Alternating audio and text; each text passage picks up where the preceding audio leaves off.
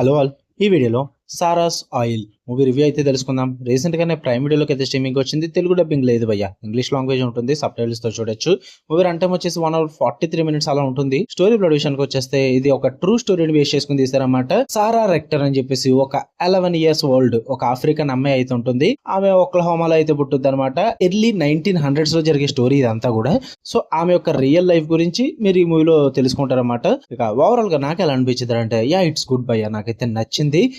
Wait నచ్చింది కదా అని వెళ్ళిపోద్దు, అందరికి వర్కౌట్ అవుతుంది. ఓకే, ఇది pure biography drama history movie అనమాట.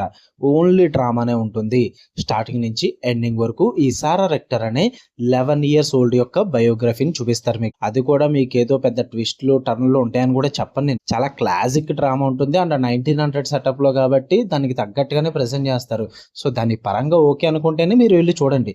ఈ బయోగ్రఫీలు డ్రామాలు నాకు చాలా పిచ్చి బ్రో, నేను చూస్తాను ఎంత స్లోగా ఉన్నా పర్లేదు అనుకుంటేనే చూడండి.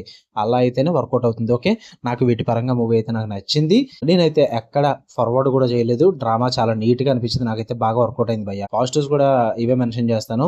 డ్రామాని చాలా నీట్ గా ప్రెజెంట్ చేశారు, ఎక్కడ బోర్ కొట్టకుండా స్టార్టింగ్ టు ఎండింగ్ వరకు.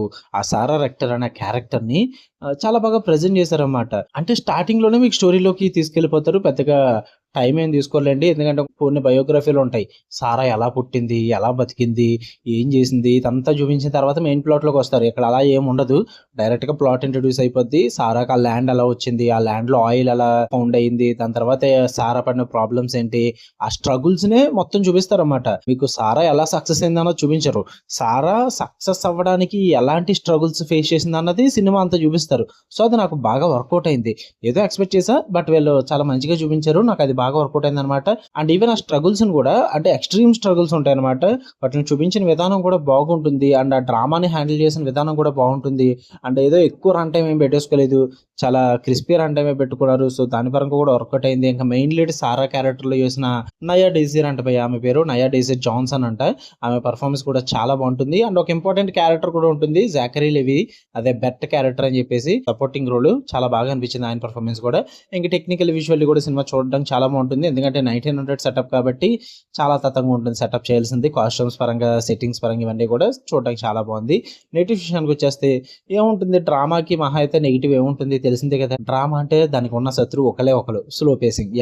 అక్కడక్కడ కొంచెం స్లో పేసింగ్ ఉంటుంది ఆబ్వియస్లీ. ఆ మిడిల్ మూవీ అంతా కూడా కొంచెం బోరింగ్ అనిపిస్తూ ఉంటుంది. బట్ డ్రామాకి వన్స్ కనెక్ట్ అయితే కనుక మీరు అది కూడా చూస్తారు ఓపిక్గా. మీకు చెప్పాలి కాబట్టి చెప్తున్నా, కొంతమందికి ఆ డ్రామా అంతగా వర్కౌట్ అవ్వకపోవచ్చు, సో వాళ్ళ కోసం చెప్తున్నా. ఇంతకు మించి అయితే పెద్దగా నెగిటివ్స్ అయితే నాకేం కనబడలేదు. సో నాకైతే నచ్చింది మూవీ. మీరు చూద్దాం అనుకుంటే చూడండి. మీకు కనుక బయోగ్రఫీలు ఇలాంటివన్నీ అలవాటు ఉంటాయి కనుక, మరి ఫ్యామిలీతో చూడొచ్చు అంటే చూడొచ్చు భయ్య, ఫ్యామిలీతో చూడొచ్చు, నో ప్రాబ్లం ఎట్ ఆల్. ఎక్కడ కూడా అడల్ట్ అండ్ బోల్డ్ కంటెంట్ అయితే ఏమీ లేదు, చాలా నీట్ గా తీసారు మూవీ అన్నది. సో ఫ్యామిలీతో చూడండి చూసే ఉద్దేశం ఉంటాయి కనుక. ఓకే, మీకు కనుక వీడియో నచ్చితే లైక్ చేయండి, షేర్ చేయండి, మీ ఒపీనియన్స్ కూడా కామెంట్ చేయండి. మళ్ళీ నెక్స్ట్ వీడియోలో కలుద్దాం. Until then love you all, by.